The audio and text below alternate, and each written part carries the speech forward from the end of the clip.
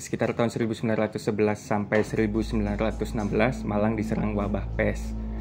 Wabah pes termasuk penyakit menular yang pada saat itu menyelinap di tubuh tikus. Awalnya pemerintah kolonial Hindia Belanda yang berkuasa saat itu dia menolak untuk menyebut itu sebagai wabah. Sampai pada akhirnya ratusan bahkan ribuan nyawa melayang.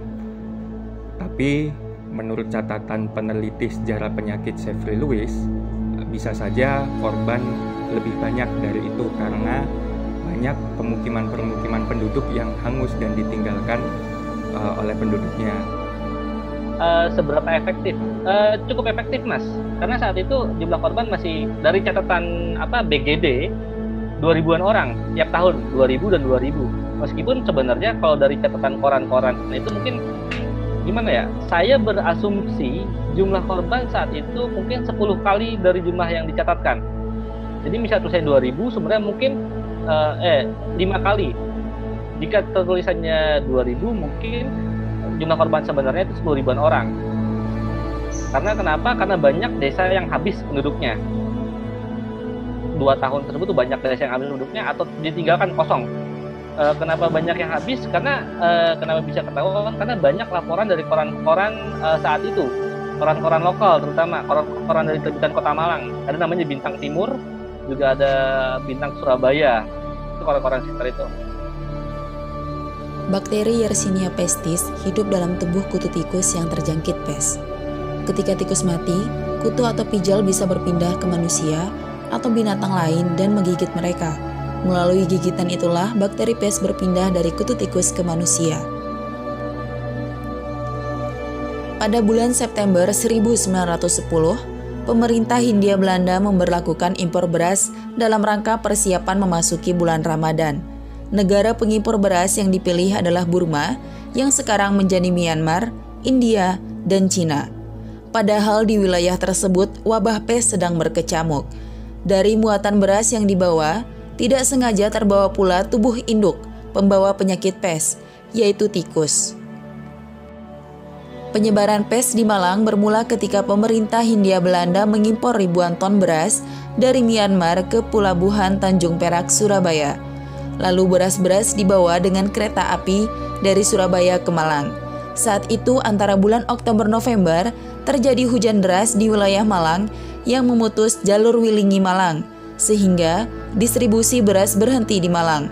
Beras-beras itu kemudian dipindahkan ke gudang-gudang beras yang berada di beberapa desa di daerah Turen. Tak lama, ditemukan banyak bangkai tikus mati di dalam beras-beras yang diimpor tersebut, dan membuat banyak orang terinfeksi hanya dalam waktu singkat saja. Meski pemerintah kolonial Hindia Belanda mengetahui jika ada wabah yang menyerang ratusan penduduk di Malang, pemerintah kala itu memilih menolak sebagai wabah pes. Hingga beberapa bulan kemudian, pemerintah Hindia Belanda baru menyatakan jika itu adalah wabah pes, setelah ratusan hingga ribuan nyawa melayang. Catatan Martina Syafitri menyebut jika korban jiwa pertama akibat pes pada bulan November 1910. Dari bulan November 1910 sampai akhir tahun 1911, total terdapat 2.300 kasus. Tercatat dari 2.300 kasus, sejumlah 2.100 meninggal dunia. Kemudian pada 1912, Malang kembali dibuka atas permintaan para pengusaha perkebunan yang merasa sangat kekurangan pekerja.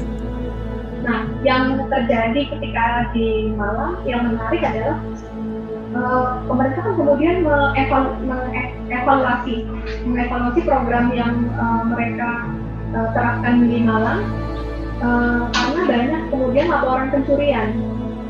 Tadi disebutkan bagaimana mungkin mereka mengandalkan suatu mantri polisi yang menjaga lingkungan mereka ketika mereka di karantina, dan proses karantina itu kan memakan waktu lebih dari 10 hari. Tapi pada kenyataannya mungkin karena juga banyak protes pekerja-pekerja perkebunan, kan tadi hubungannya sama banyaknya industri dan perkebunan di Malang itu membuat pengusaha perkebunan dan pemilik industri itu kemudian mengeluh kepada pemerintah daerah, pekerja-pekerjanya itu nggak bisa ikut bekerja gitu. Jadi pemerintah juga terdesak atas kebutuhan ekonomi dari para pengusaha-pengusaha itu. Mereka butuh pekerja-pekerja yang kemudian harus aktif kembali ke tempat mereka bekerja.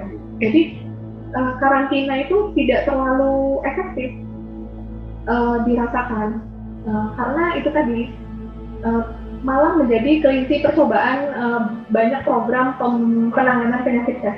Dan karena tidak efektif kemudian dievaluasi dan akhirnya yang berlaku secara nasional di Hindia Belanda adalah penanganan perbaikan umum. Dampak dari kebijakan itu, terjadi lonjakan korban pes. Tahun 1913, kasus berjumlah 11.384 jiwa.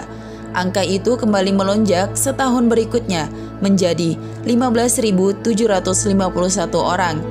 Baru pada tahun 1915, jumlah korban wabah tersebut mengalami penurunan.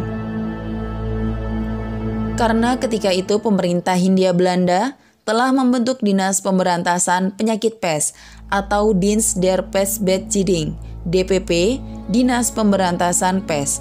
Pada tahun 1916, adanya penurunan sebanyak 595 orang meninggal dunia.